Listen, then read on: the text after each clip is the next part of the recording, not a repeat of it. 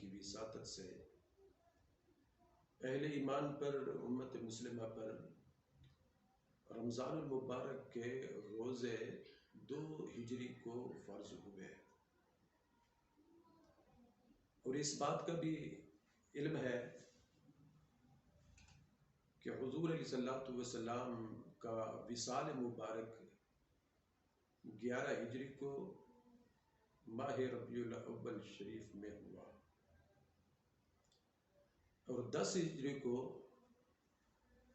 حجۃ الوداع شریف ہوا۔ اس حجۃ الوداع سے بھی پہلے 10 ہجری کو ہی ماہ رمضان المبارک نبی اکرم صلی اللہ علیہ وآلہ وسلم کی ظاہری حیات طیبہ کا یہ آخری رمضان المبارک تھا، اور تاجدار کائنات امام الانبیاء صلی اللہ علیہ وآلہ وسلم کے مبارک اور پاکیزہ معمولات میں سے ہی تھا کہ حضور اکرم صلی اللہ علیہ وآلہ وسلم ہر سال تواتر کے ساتھ اور تسلسل کے ساتھ ماہ رمضان المبارک میں قرآن حکیم کا دور کیا کرتے تھے، اور اس دور کی کیفیت یہ ہوا کرتی تھی، چنانچہ حدیث پاک میں آیا ہے، حضرت سیدنا ابو ہریرہ رضی اللہ تعالی عنہ روایت کرتے ہیں، کان یعرض علی النبی صلی اللہ علیہ وآلہ وسلم القرآن کل عام مرة فعرض علیہ مرتين فی العام الذي قبض فیہ، وكان يعتكف كل عام 10 فاعتكف 20 في العام الذي قبض فيه، رواه البخاری وابو داود والنسائی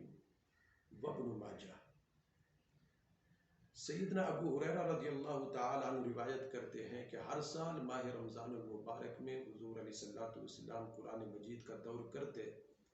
اور کیفیت یہ ہوتی کہ جبریل امین حاضر ہوتے بارگاہ رسالت مآب صلی اللہ علیہ وسلم میں، اور آ کر قرآن مجید بارگاہ مصطفیٰ صلی اللہ علیہ وسلم میں پیش کرتے، اور پیش کرنے کا مطلب اور معنی یہ ہے جو کہ محدثین نے فرمایا ہے کہ وہ حضور اکرم صلی اللہ علیہ وسلم کی بارگاہ میں آ کر زانو تلمس طے کرتے ہوئے غلاموں کی طرح حضور کی محفل میں بیٹھتے اور قرآن مجید کی تلاوت کرتے، اور حضور علیہ الصلوۃ والسلام سماعت فرماتے، اور پھر اس کے بعد آقا علیہ الصلوۃ والسلام صاحب قرآن خود قرآن حکیم کی تلاوت فرماتے، جو حصہ بھی نازل ہو چکا ہوتا، اور جبریل امین اسے سننے کی سعادت اور شرف حاصل کرتے۔ لیکن جو حضور علیہ الصلوۃ والسلام کی ظاہری حیات طیبہ کا آخری رمضان المبارک یعنی 10 ہجری کو آیا، اس میں حضور اکرم صلی اللہ علیہ وسلم مسجد نبی شریف کے اندر تشریف فرما تھے، جبریل امین آئے، قرآن مجید کا دور مکمل ہوا، اجازت طلب کی، واپس جانے لگے تو حضور علیہ الصلوۃ والسلام نے فرمایا جبریل ٹھہر جا، ٹھہر گئے، مگر عرض کیا یا رسول اللہ دور تو مکمل ہو چکا، اب کیا حکم ہے؟ تو گویا امام الانبیاء صلی اللہ علیہ وسلم نے ارشاد فرمایا جبریل میرا دل چاہتا ہے کہ اس مرتبہ ایک بار نہیں بلکہ 2 بار قرآن مجید کا دور ہو جائے۔ چنانچہ جبریل بیٹھ گئے اور 2 مرتبہ دور پاک مکمل ہوا، یعنی قرآن مجید حضور اکرم صلی اللہ علیہ وسلم نے جبریل کو اور جبریل امین نے حضور علیہ الصلوۃ والسلام کو سنایا۔ اسی عمل مبارک کو دور کہا جاتا ہے قرآن حکیم کا، جو آج کل ماہ رمضان المبارک میں بلکہ ہر رمضان المبارک میں قراء اور حفاظ آپس میں ایک دوسرے کے آمنے سامنے بیٹھ کر ایک دوسرے کو قرآن مجید سناتے ہیں، تلاوت کرتے ہیں۔ اور اسی طرح حضور علیہ الصلوۃ والسلام نے اعتکاف بھی جو ہر سال آقا علیہ الصلوۃ والسلام 10 دنوں کا فرمایا کرتے تھے، مگر اس آخری سال حضور علیہ الصلوۃ والسلام نے 10 دنوں کی بجائے 20 دنوں کا اعتکاف فرمایا۔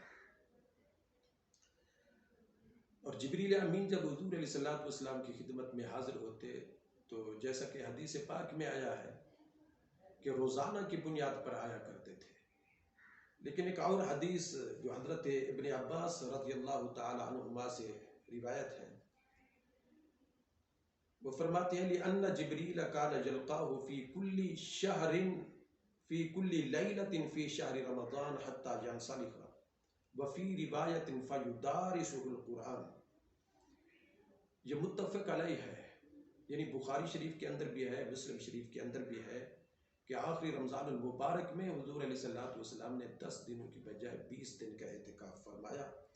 تو جب جبریل امین آتے، شرف ملاقات حاصل کرتے، شرف باریابی حاصل کرتے،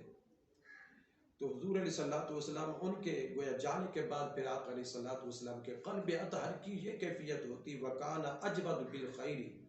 مِنَ الرِّيحِ الْمُرْسَلَةِ، رواه البخاری والنسائی،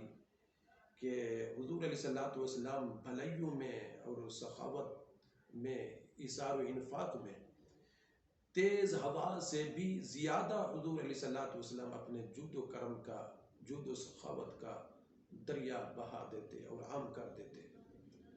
اور ہر ایک حضور علیہ الصلوۃ والسلام کے اس فیض سے وافر حصہ پاتا۔ تو حکمت کیا تھی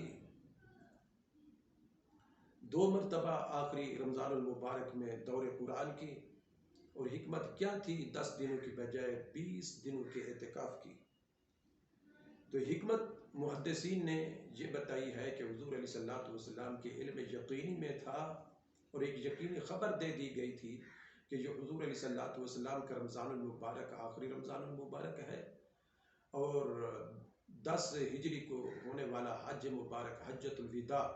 یہ بھی آخری حج ہے، اور اس کے بعد حضور علیہ الصلوۃ والسلام کا بھی سال پاک ہو جائے گا، اور آقا علیہ الصلوۃ والسلام اس دار فانی کو چھوڑ کر دار البقاء کی طرف جانب سفر ہوں گے اور اللہ رب العزت سے جا ملیں گے۔ تو اس لیے حضور علیہ الصلوۃ والسلام نے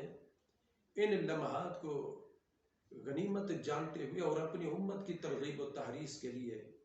زیادہ سے زیادہ عبادت کی اور زیادہ سے زیادہ ریاضت کی کوشش کی، اور پورے ایک اہتمام کے ساتھ قرآن مجید کا دور کیا،